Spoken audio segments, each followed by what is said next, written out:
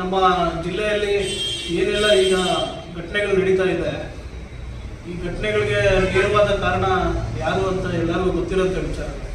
ಆದರೆ ನಮ್ಮ ಉಸ್ತುವಾರಿ ಸಚಿವರ ಬಗ್ಗೆ ಇಲ್ಲ ಸಲ್ಲದ ಕೆಲವೊಂದು ಆರೋಪಗಳನ್ನ ಏನೇನು ಮಾಡ್ತಾ ಇದ್ದಾರೆ, ಇವೆಲ್ಲ ಸುಳ್ಳು ಅನ್ನೋದಕ್ಕೆ ಸಾಕ್ಷಿ ಸಮೇತ ನಮ್ಮ ಹತ್ರ ಇದೆ. ಯಾಕೆಂತಂದರೆ ಈವರೆಗೂ ನಮ್ಮ ಜಿಲ್ಲೆಗೆ ಏನಿವತ್ತು ನಮ್ಮ ಸಿದ್ದರಾಮಯ್ಯ ಸಾಹೇಬರು ಮತ್ತು DK ಸಾಹೇಬರು ಏನಿವತ್ತು ನಮಗೆ ಅನುದಾನಗಳನ್ನ ಬಿಡುಗಡೆ ಮಾಡಿದ್ದಾರೆ, ವಿಶೇಷವಾಗಿ ನಮ್ಮ ಜಿಲ್ಲೆಗೆ ಸುಮಾರು 5 ಪಂಚ ಯೋಜನೆಗಳಿಗೆ ಒಟ್ಟಾಗಿ 1800 ಕೋಟಿ ನಮ್ಮ ಚಿಕ್ಕಬಳ್ಳಾಪುರ ಜಿಲ್ಲೆಗೆ ವಿಶೇಷವಾಗಿ ಕೊಟ್ಟಿದ್ದಾರೆ. ಸುಮಾರು ಪಕ್ಷಾತೀತವಾಗಿ ಎಲ್ಲ ನಮ್ಮ ಜಿಲ್ಲೆಯ ಈ ಪಕ್ಷಾತೀತವಾಗಿ ಎಲ್ಲ ಕುಟುಂಬಗಳಿಗೂ ಯಾವುದೇ ಜಾತಿ ಯಾವುದೇ ಪಕ್ಷ ಅಂತ ನೋಡಿದೆ ನಮ್ಮ ಒಂದು ಸರ್ಕಾರ ಸುಮಾರು ಒಂದು 6 ಕೋಟಿ ನಮ್ಮ ಜಿಲ್ಲೆಯವರು ಫಲಾನುಭವಿಗಳು ಇವತ್ತು ಸರ್ಕಾರದಿಂದ ಏನು ಕೊಡ್ತಾ ಇದ್ದಾರೆ ಅನುದಾನಗಳನ್ನ ಪ್ರತಿಯೊಬ್ಬರು ಪಡ್ಕೊತಾ ಇದ್ದಾರೆ. ಇದು ಸುಳ್ಳನ್ನು ಹಬ್ಬಿಸೋದು ಬೇರೆ, ಏನು ನಮ್ಮ ಯೋಜನೆಗಳು ಬಿಡ್ತಾ ಇಲ್ಲ, ಈ ಯೋಜನೆಗಳಿಗೆ ದುಡ್ಡೇ ಇಲ್ಲ, ಇವೆಲ್ಲ ಸುಳ್ಳು. ಆಮೇಲೆ ಈ ಅಭಿವೃದ್ಧಿ ವಿಚಾರಕ್ಕೆ ಬಂದಾಗ ನಮ್ಮ ಶಿಡ್ಲಘಟ್ಟ ಕ್ಷೇತ್ರದಲ್ಲಿ ಈಗಾಗಲೇ ತಾವೆಲ್ಲ ನೋಡ್ತಾ ಇದ್ದಾರೆ. ಈ ಮಧ್ಯದಲ್ಲೇ ಸದ್ಯದಲ್ಲೇ ಮೊನ್ನೆ ಎಲ್ಲ ಗಲಾಟೆಗಳೆಲ್ಲ ನಡೀತು, ಏನು KEP ಮಾಡಬಾರ್ದು ಅಂತ. ಆದರೆ ಈಗ ನಮ್ಮ ಜಂಗಮಕೋಟೆ, ನಮ್ಮ ಶಿಡ್ಲಘಟ್ಟ ಕ್ಷೇತ್ರದ ಜಂಗಮಕೋಟೆಯಲ್ಲಿ ಸುಮಾರು 2800 ಎಕರೆ ಅಕ್ವಿಜೇಷನ್ಗೆ ಮೊನ್ನೆ ಎಲ್ಲ KEP ಇಲಾಖೆಯವರು ಬಂದು ಹೋಗಿದ್ದಾರೆ. ಅದು ಈ ಸದ್ಯದಲ್ಲೇ ನಮಗೆ ಒಂದು ಶುಭಸುದ್ದಿ ಬರಲಿದೆ. ನಮ್ಮ ಜಿಲ್ಲೆಯಲ್ಲೂ ಸಹಿತ ನಮ್ಮ ಶಿಡ್ಲಘಟ್ಟ ಭಾಗದಲ್ಲಿ ಒಂದು ಕಾರ್ಖಾನೆ ಕೈಗಾರಿಕಾ ವಲಯ ಸ್ಟಾರ್ಟ್ ಆಗುತ್ತೆ. ಸುಮಾರು ಸಾವಿರಾರು ಜನ ನಿರುದ್ಯೋಗಿಗಳಿಗೆ ಉದ್ಯೋಗ ನಮ್ಮ ಸರ್ಕಾರದಿಂದ ಕಲ್ಪಿಸ್ತಾ ಇದ್ದಾರೆ. ಇದೊಂದು ನಮ್ಮ ಸಚಿವರು, ನಮ್ಮ ಉಸ್ತುವಾರಿ ಸಚಿವರು ಸಹಿತ ಇದಕ್ಕೆ ನಮಗೆ ಸಹಕಾರ ಕೊಡ್ತಾ ಇರೋದಕ್ಕೆ ನಮ್ಮ ಪಕ್ಷಕ್ಕೂ ಸಹಿತ ಒಳ್ಳೆಯ ಬೆಂಬಲ ಸಿಗ್ತಾ ಇದೆ. ಹಾಗಾಗಿ ಒಂದೆರಡು ಮಾತನ್ನ ಹೇಳ್ತಾ ಡಾಕ್ಟರ್ ಕೇಂದ್ರದ ಸಂಸದರಾದಂಥ ಸುಧಾಕರ್ ಅವರು ಒಂದು ಆತ್ಮಹತ್ಯೆಗೆ ಕಾರಣರಾಗಿದ್ದಾರೆ. ಈ ಒಂದು ಕೋವಿಡ್ ಟೈಮಲ್ಲಿ ಈಗ ನಮ್ಮ ಸರ್ಕಾರ, ಕಾಂಗ್ರೆಸ್ ಸರ್ಕಾರ ಬರಬೇಕು ಅಂತಂದಾಗ 40% ಕಮಿಷನ್ ಸರ್ಕಾರ ಅಂತ ಅಂದ್ಬಿಟ್ಟು ನಾವು ಜನರನ್ನ ರೀಚ್ ಮಾಡಿಸಿ ಇವತ್ತು ಕಾಂಗ್ರೆಸ್ ಪಕ್ಷ ಅಧಿಕಾರಕ್ಕೆ ಬಂದಿದೆ. ಇವತ್ತು 40% ಸಾಕ್ಷಿ ಇವತ್ತು ಯಾರು ಸಂಸದರಾದಂಥ ಸುಧಾಕರ್ ಅವರ ಕಾರಣ. ಕಮಿಷನ್ 40%. ಇವತ್ತು ನಮ್ಮ ಪರಿಶಿಷ್ಟ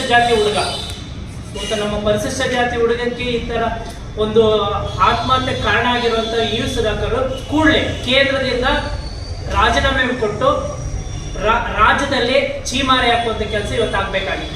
ನಮ್ಮ ಸರ್ಕಾರಕ್ಕೂ ಒತ್ತಾಯ ಮಾಡ್ತಾ ಇದ್ದೀವಿ, ನಮ್ಮ ಪೊಲೀಸ್ ಇಲಾಖೆಗೂ ನಮ್ಮ ಪರಮೇಶ್ ಸಾಹೇಬ್ರಿಗೂ ನಾವು ಒತ್ತಾಯ ಮಾಡ್ತಾ ಇದ್ವಿ. ಇದೊಂದು ತನಿಖೆ ಆಗಬೇಕು, ಇವ್ರಿಗೆ ಶಿಕ್ಷೆ ಆಗಬೇಕು, ರಾಜೀನಾಮೆ ಕೊಡಬೇಕು ಅಂತ. ಎರಡನೇ ವಿಚಾರ, ಇವತ್ತು ಕೇಂದ್ರ ಮಟ್ಟದಲ್ಲಿ ಏನು ಮತಗಳ್ಳತನ ಆಗ್ತಾ ಇದೆ, ಈ ಮತಗಳ್ಳತನದ ಈಗಾಗಲೇ ಕೇಂದ್ರದಲ್ಲಿ ಸಂಸತ್ನಲ್ಲಿ ಒಂದು ಉಗ್ರವಾದಂಥ ಹೋರಾಟ ನಡೀತಾ ಇದೆ. ಒಬ್ಬ ವ್ಯಕ್ತಿಗೆ ಒಂದು ಮತದಾನ ಅಂತ ರಕ್ಷಣೆ ಆಗಬೇಕು. ನಮ್ಮ ಇವತ್ತು ಸಂವಿಧಾನ, ನಮ್ಮ ಪ್ರಜಾಪ್ರಭುತ್ವ ಉಳಿಬೇಕಾದ್ರೆ ಇವತ್ತು ಸರಿಯಾದ ರೀತಿಯಲ್ಲಿ ಮತದಾನವನ್ನು ಸಂರಕ್ಷಣೆ ಮಾಡುವಂಥ ಜವಾಬ್ದಾರಿ ಕೇಂದ್ರ ಸರ್ಕಾರದ್ದು ಮತ್ತೆ ಚುನಾವಣೆಯ ಒಂದು ಬೆಂಬಲ ಬೇಕಾಗಿದೆ.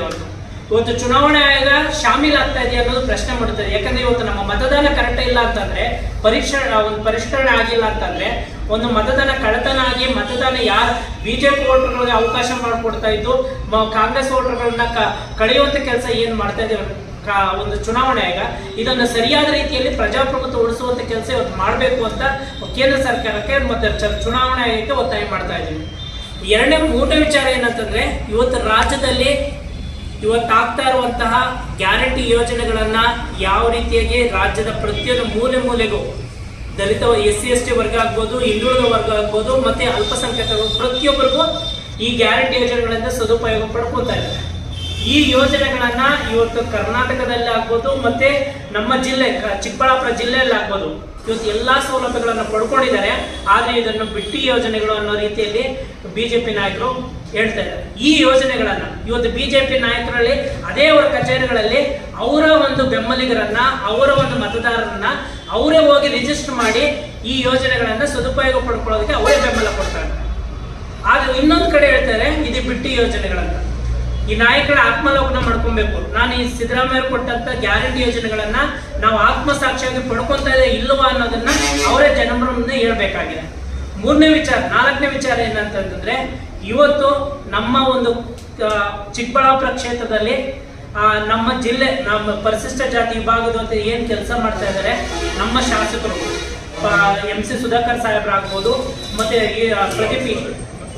ಮತ್ತು ಪ್ರದೀಪ್ ಈಶ್ವರರು ಸಾಹೇಬ್ರಾಗ್ಬೋದು, ಮತ್ತು ಸುಬ್ಬಾರೆಡ್ಡಿ ಸಾಹೇಬ್ರಾಗ್ಬೋದು, ಮತ್ತು ಪುಟ್ಟಸ್ವಾಮಿ ಸಾಹೇಬರು, ಈ 4 ಜನ ಶಾಸಕರಿಗೂ ಮತ್ತು ಸಚಿವರಿಗೆ ನಾವು ನಮ್ಮ SC ಘಟಕದಿಂದ ನಾವು ಮನವಿ ಮಾಡ್ತಾ ಇದ್ವಿ, ಗಣನೆ ತಗೊಳ್ಬೇಕು ಅಂತ.